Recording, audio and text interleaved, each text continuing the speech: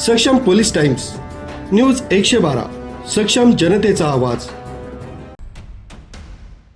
नाशिकच्या सातपूर परिसरातील सोमेश्वर कॉलनीत 2-3 दिवसांपासून झाडं रस्त्यावर पडलेल्या अवस्थेत आहेत। मात्र संबंधित विभागाकडून अद्यापही ही झाडं हटवण्यासाठी कोणतीही ठोस कारवाई झालेली नसल्याचा नागरिकांकडून आरोप केला जातोय।